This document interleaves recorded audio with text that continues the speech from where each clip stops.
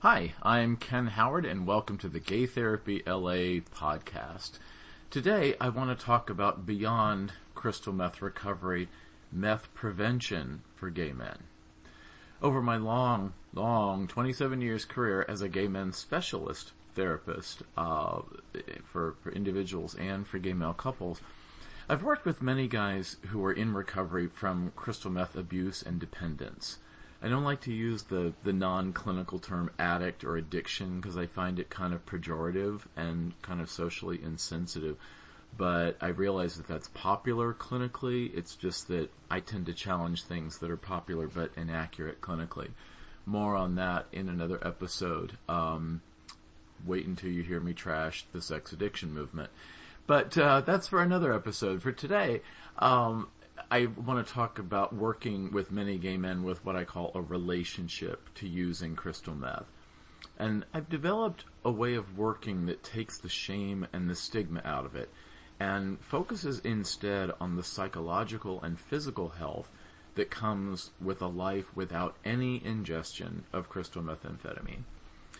Many guys that work with me as clients, either for coaching or for therapy, appreciate my non-stigmatizing, non-judgmental approach, which is based in gay affirmative harm reduction, something called motivational interviewing, and one of my favorites, cognitive behavioral therapy. And it's been really rewarding over many years to feel that I've helped guys achieve long-term abstinence from meth and go on to conduct productive, vibrant, personal and professional lives. And I've written about this before on the blog at gaytherapyla.com in an article from years ago called Getting Crystal Clear. But recently, one of my clients who was heavily involved in the P&P, or the party and play or chemsex scene of the gay meth-using subculture, said to me, "I wish I had known before I ever started what a disaster it would be if I had just had an alternative. At the time, it sounded fun. I just didn't know or do anything different. If only." And like many things my clients say, this prompted me to think on this more and want to share it with you in a podcast or a blog. And I thought to myself, there are so many of our gay community-based organizations. Like I'm in LA. There's the LA LGBT Center, which is, I think, the largest LGBT center in the world, with a high budget and beautiful buildings and many wonderful programs. Not without its controversies, but overall it's an incredible resource. APLA Health, which is kind of the reinvented AIDS Project Los Angeles from many years ago, that includes some mental health, a medical clinic, public benefits, and community education workshops. And the newest one, SoCal Club LA, which is on Instagram also, that's part of the Men's Health Foundation, which is really a group medical practice, but with a nonprofit attached to it for educational services and pharmacy services and things like that. And all of these organizations are funded somehow, federal, state, local, county, to have educational support workshops. But I haven't seen any yet, and maybe it's possible I missed one, that have focused on gay men and meth use prevention, before the problem even has a chance to take hold and create a need for gay men in over their heads with meth needing recovery services. As the saying goes, an ounce of prevention is worth a pound of cure, and we certainly see this in advocacy and education, promoting the utilization of PrEP, pre-exposure prophylaxis. Currently, what's prescribed for PrEP for HIV prevention in HIV-negative guys are Truvada and Descovy. Descovy is the relatively new one. We've seen the rates of HIV transmission go down, and it's really been a fantastic resource. Big step in gay men's health in terms of the prevention of HIV transmission. So, like many things in life, especially in my therapy and coaching work with gay men, I say, what if? What if we had more educational and support materials directed toward gay men that are designed to prevent the experimentation, and quite possibly later the dependence, on crystal meth? Gay men and meth use or abuse is a global phenomenon. Recently, a client who lives in LA told me about he's been part of the chemsex scene in many world cities, from LA to New York, Miami, London, Paris, Berlin, Tel Aviv, Sydney, and Barcelona. And that just about covers it, but maybe there's more in places like Bangkok or Tokyo or Moscow that we're just not hearing as much about. And, maybe comment on iTunes or one of the places that you're hearing this podcast if you know more about meth use in these other global cities. I've heard that it's very prevalent in San Diego. It varies from city to city, but it's kind of bad news everywhere. It's really considered a problem in gay communities in really countless national and global world cities. And we say, well, if it's such a global issue, why isn't more being done about it? I mean, I don't mean the kind of controversial and, basically half-assed programs for prevention like DARE, D-A-R-E, from the 80s, which was drug abuse, resistance, education, just say no, which was a morally and socially conservative social service movement from Nancy Reagan in the 80s while her husband was ignoring AIDS and letting millions die all over the world. And Nancy Reagan and Republicans, they don't like and they can't do social services competently, and they don't like to fund them. And so the whole effort was kind of half-assed and really seen as ultimately ineffective, and certainly had absolutely nothing to do with being LGBT affirmative. So I don't mean stuff like that. I mean more programs and seminars and literature and discussion about how gay men's sexuality can be destigmatized, supported, enhanced, exalted, celebrated, and sustained across the lifespan in ways beyond meth. So many meth users who work with me in their post-meth life have talked about how getting high on meth was a way to self-medicate and silence the anti-gay voices in their head that led to their guilt, not only about being gay, but also about having gay sex, which is a different thing. People who are kind of somewhere in between bigots and affirmative people will kind of say, well, it's okay to be gay, but it's not okay to have gay sex. And that's really, the difference. You can't, you would be gay even if you weren't having sex, because being gay is something that you are, not something that you do, which is one of the great, myths of challenging homophobic people. They see being gay as a behavior and not as a state of being or an orientation. But we're still missing a social validation for actually having gay sex. And for a lot of guys, the meth helped them to be disinhibited, finally, and enjoy the very gay bodies that nature gave them at last. But with meth, it comes at this physical and mental health price that comes with meth use. Even the Pope, for Christ's sakes, doesn't really bag on guys for being gay, but he has problems with gay men actually having sex. He requires abstinence as being the only good gay. And sorry, Pops, but you can't have it both ways. If you hate the sin, love the sinner, you're still hating someone. You're hating a person who, by the way, is not a sinner, you cretin. You can't separate gay men from the gay sex they have or want to have. And so much of being gay and also using meth is about stigma. If you're not hated and stigmatized for being gay, you're hated and stigmatized for being a druggy mess, when using the drug was supposed to drown out the anti-gay forces in the first place.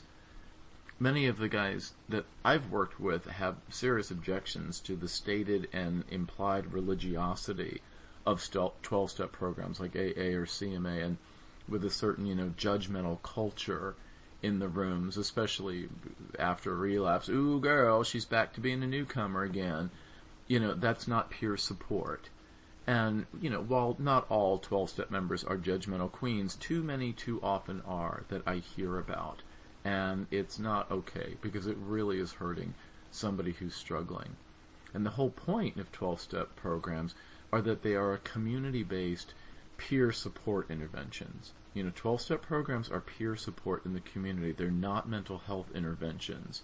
But we can say more on that another time. But sometimes when rehab centers or even therapists try to base everything on the 12 steps, that's really based in a certain vague, and sometimes not so vague with the Lord's Prayer, Judeo-Christian intervention moralism, and it's not evidence-based mental health practice, which, for more secular therapists like me, we kind of raise an objection to that. But that said, for somebody who's really struggling with meth recovery, in my very long, very detailed experience with really hundreds of guys at this point, meth recovery is a combination of the psychological, the medical, and social rehabilitation. And I still would say, despite its flaws, that 12 steps provide a great, if certainly imperfect, resource. Guys who've been a mess from meth and really, do really well, in my experience, they have a lot of common characteristics, but some of the big ones are being in therapy and having some kind of involvement in 12-step meetings, AA or CMA or something, often AA actually, and some kind of social support. They have a partner or supportive parents or a really close group of friends. There's that social support element. They also have a very strong sense of identity in their profession. I kind of have this thing where I say work is one of the most stabilizing influences for guys who are in recovery from meth. Is who am I if I'm not a meth user? I am an architect. I am a salesperson. I am a dentist. It's looking at, as I like to joke with clients in my little flip way, what do normal people do on a Saturday night?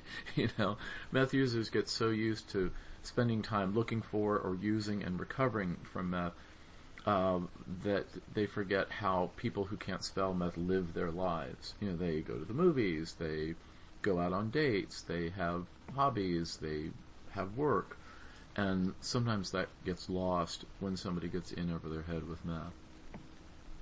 But the use of meth by gay men, particularly younger gay men, in order to self-medicate for guilt and shame and internalize homophobia that's been, it gets imposed on them from bad parents, bad teachers, bad coaches, bullying peers, and certainly clergy of many different types, as well as anti-gay Republican politicians and Fox News-type pundits. That's a very real force. The collective stress of all that homophobic rhetoric, the headlines, the news stories, the news updates, the articles, the tweets, certainly stuff in the media.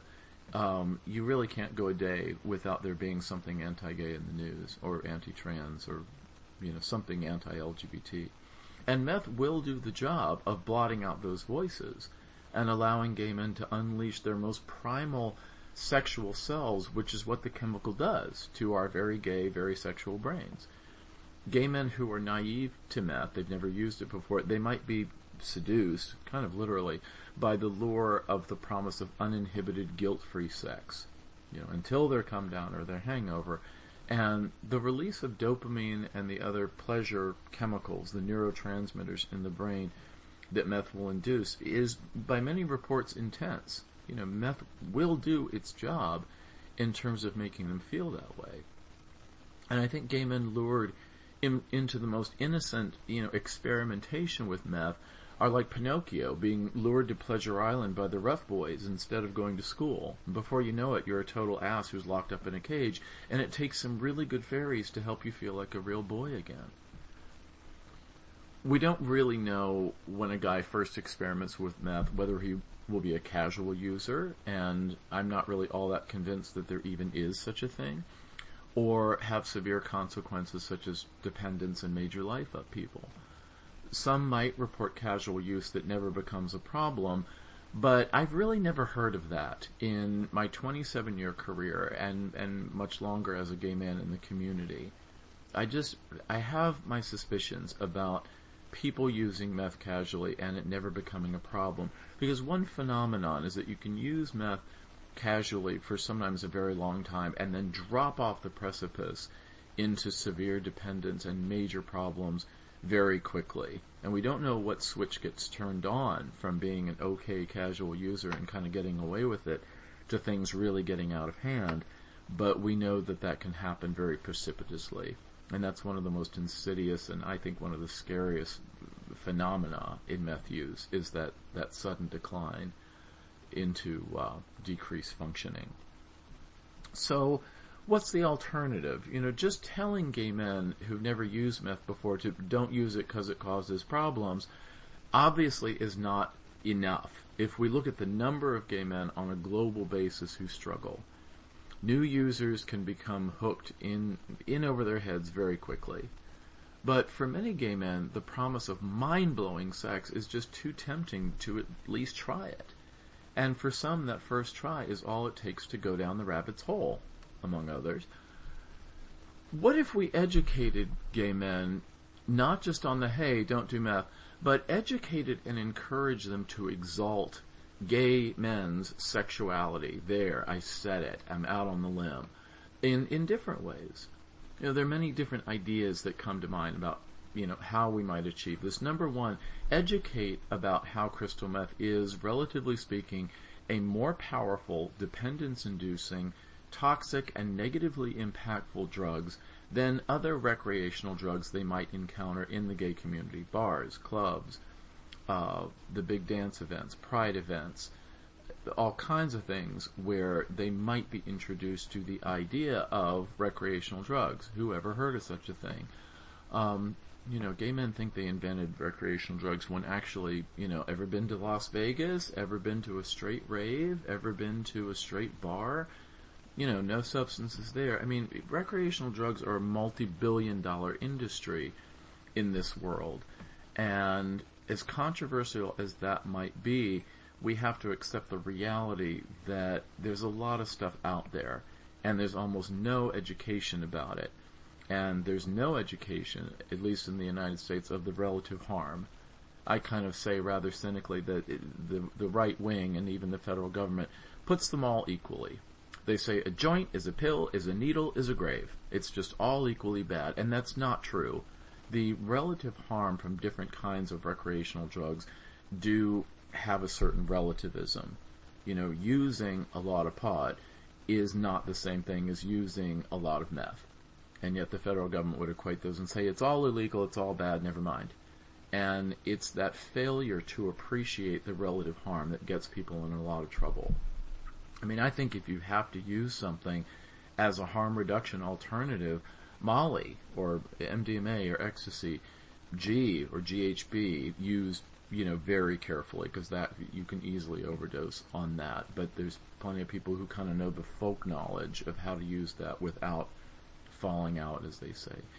Even cocaine, if they must use a recreational or a party drug, to choose one besides meth as a harm reduction measure and learn how to reduce the harms of using them, which is available online. Safer use, dancesafe.org is one, if it's still operational. Erewhon, EREWHON.org, I think. But, harm reduction websites for different kinds of drugs. And, there's lots of people who use a little Molly and get away with it, and their lives don't turn really messy and awful. We can't really say that for crystal meth. There is a kind of a relative harm thing. Or, certainly with pot. Some people get in over their head with pot, which is why it's not the all good all the time miracle drug that people make it out to be, because I've worked with guys who have had serious pot problems. But my point in that is that there's a relative harm, and maybe our educational materials to the community of gay men should point that out, and they currently don't. Number two is educating and supporting an exploration of gay men's sexuality as such with other guys in ways that are not shaming or stigmatizing, and that challenge negative messages they have experienced about gay sex. Explore being a top. I have an article on Gay Therapy LA, Fear of Topping. Or explore being a bottom. There's another article on Gay Therapy LA called Fear of Bottoming. You could explore BDSM and kink play. I have an article on that on gaytherapyla.com called Fear No Leather, Benefits of BDSM and Kink Play. That can be an extra stimulation that doesn't involve ingesting a substance for stimulation, but it still could enhance the intensity or the abandon in sexual play. Explore three ways. I have an article on that. I've got a lot of articles on gaytherapyla.com, but called Three's Company, the right way and the wrong way to have a three-way. And it's kind of meant a little ironically, but it's some of the stuff about successful three-ways if you're in a relationship. Or not in a relationship if you're the guest of a couple. Having a steady fuck buddy. One of the most popular articles on gaytherapyla.com is the role and purpose of a fuck buddy, and that's kind of a good read because it talks about what that is and how that can be beneficial for somebody. Try group sex. There's more and more opportunities now with PrEP to, at least in LA and I think New York and probably other places too, for group sex scenes. And some people really like the group setting for sex. There's swinging. That's kind of a straight thing, but swinging is something where you and another couple swap partners, or that can also be a group thing too. You can explore the materials, the rubber scene, the leather scene. Obviously, that's a big one, and very historically. Uniforms, nudism groups. A lot of gay men nudism groups. Cosplay. And different kinds of role play, improvisational acting, but in a sexual way, and role playing all kinds of fantasies that intensify and enhance sex that doesn't involve ingesting a toxic stimulant. There are just many ways to investigate, explore, indulge, express, and really celebrate your specifically gay male sexuality in ways that provide additional stimulation besides a chemical stimulation or the lure of meth. But, these ideas and encouragement just don't seem to be happening with our current public health and community education campaigns. The federal government still, to this day, has rules and laws on the books about don't say gay. Limitations on how federal funds can be used for community public health education campaigns about drug use, hepatitis, HIV, and all these go back to the, thankfully late, virulently anti-gay Senator Jesse Helms, a Republican from North Carolina. What a surprise. Helms has been dead for years, but it's too bad that his anti-gay restrictions on federal funding are not. They still exist, or federal funding just has a lot of strings attached to what can and can't be said, even when the campaigns are talking to a gay male community. There are restrictions on the content that can be funded, whether it's a brochure or a seminar or a billboard campaign or radio or TV ads, which cannot encourage gay sex. And at the same time, their charge is to prevent HIV and drug abuse. It's kind of like that very fun board game called Taboo, where you have to have someone guess a word like witch, but you can't say Halloween, broom, cauldron, or spell. It's kind of pointless. Their hands are tied.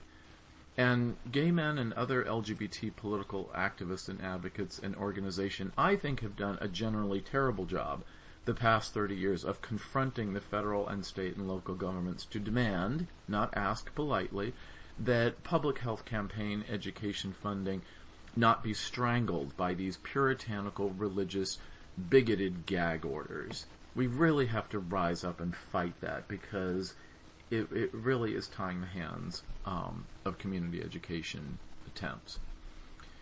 I'm not saying that expanded, robust sexual health campaigns would prevent all gay men from ever developing a serious drug dependence on meth. There are many social forces at work there, from social groups to settings to different stressors guys are responding to, but I am saying it's worth a try. I'm happy to help guys learn to live and have sex again without meth. That's a big deal, learning to have sober sex again after combining sex and meth for so long. But it would make my job and those of my gay male therapist colleagues a lot easier if there were just fewer guys with meth problems that needed the help in the first place. And maybe with some especially sex-positive, gay-affirmative, super sexy, you go girl, don't yuck my yum, harm reduction education, we can get there together. So, if you have issues with meth or other kinds of drugs or other kinds of stressors or other kinds of impediments or inhibitions to your life as a gay man or your sex life as a gay man, please feel free to get in touch for either therapy or coaching with me. Remember my cell, you can call or text anytime, 310-339-5778, 310-339-5778. Or email me, ken@gaytherapyla.com. And like I said a lot today, lots of articles on the blog tab at gaytherapyla.com, and you can search on terms that you're interested in. And there's more information on a lot of these things. But feel free to get in touch and do some work with me. I'm in the office Monday through Friday. I'm taking on more partners that can also see clients if I get full. And, we will try to help you out. If you're in California, it's considered therapy because I'm licensed to practice therapy in California. If you're outside of California or outside of the United States even, it's considered coaching. And we can talk about the differences when we talk. Also, feel free to leave comments or questions about the blog show, about the podcast show. And if you have suggestions for future episodes, I'm happy to hear those. And, of course, I'm always appreciative of listeners. I'm getting some good emails from all over, which is really exciting to hear that guys are hearing this and appreciating it. And I really want it to be useful to you. So give me your feedback on that if you have a chance. Thanks for listening. I'll see you next time.